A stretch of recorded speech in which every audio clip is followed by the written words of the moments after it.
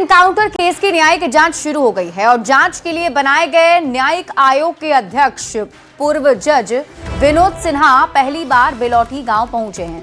उन्होंने एनकाउंटर वाली जगह का निरीक्षण किया और इसके बाद विनोद सिन्हा ने मृतक भरत तिवारी के घर जाकर परिजनों से मुलाकात की और पूरे घटनाक्रम की भी जानकारी ली। हालांकि इस मौके पर उन्होंने कोई आधिकारिक बयान नहीं दिया। परिजनों से बातचीत करने के बाद वो वहां से निकल गए। देर रात भोजपुर एसपी भी भरत तिवारी के परिजनों से मिलने के लिए पहुंचे थे।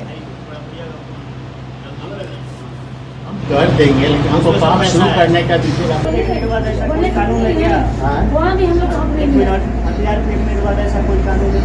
सब कोशिश करेंगे, जो हमको टाइम लगेगा लेकिन कोशिश करेंगे।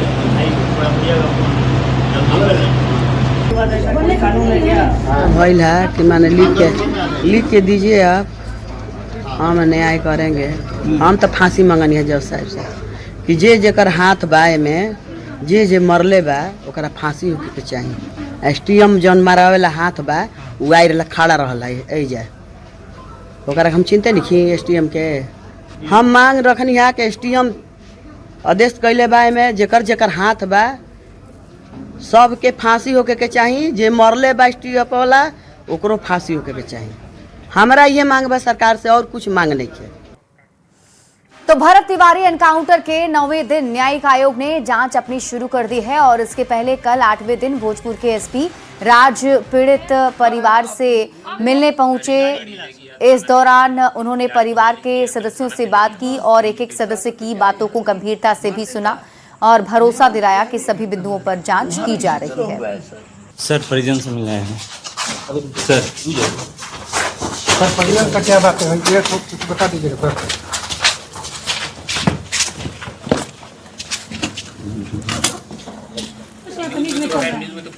ठीक है, 2 मिनट नहीं सर, हम लोग को प्रार्थना है, हम लोग नहीं मांगे आपसे, हम अपनी बात को बताने नहीं आए। हम आपको बहुत ऐसा सूचना सर, हम आपसे मांग करते हैं जांच करके यहाँ पर कीजिए। बिल्कुल आप यहाँ पे आए बहुत लोग ऐसा ठीक है हुआ है, आपको अब धोखा नहीं होना चाहिए।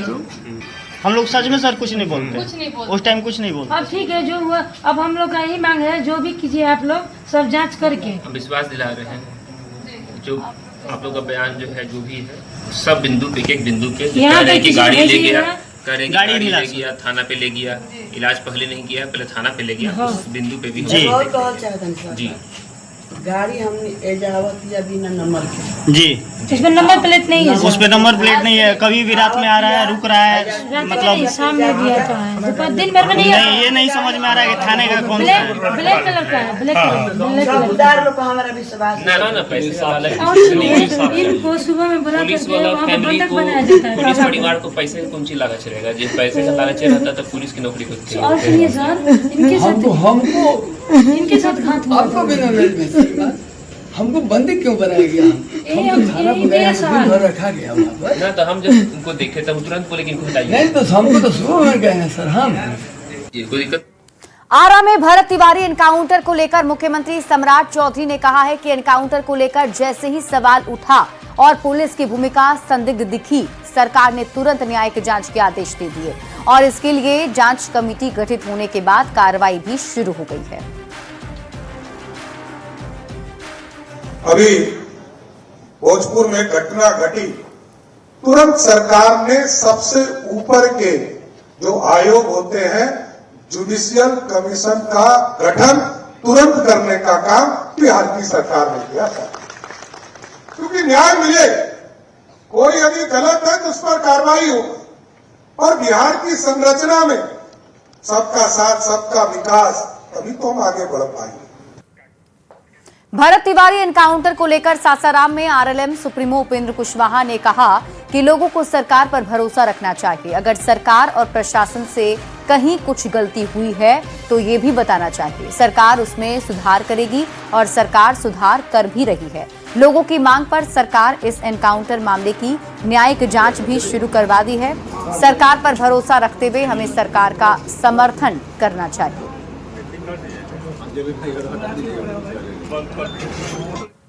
अलग अलग सब्जेक्ट को लेकर पार्टी की नीति नहीं होती है किसी भी पार्टी की।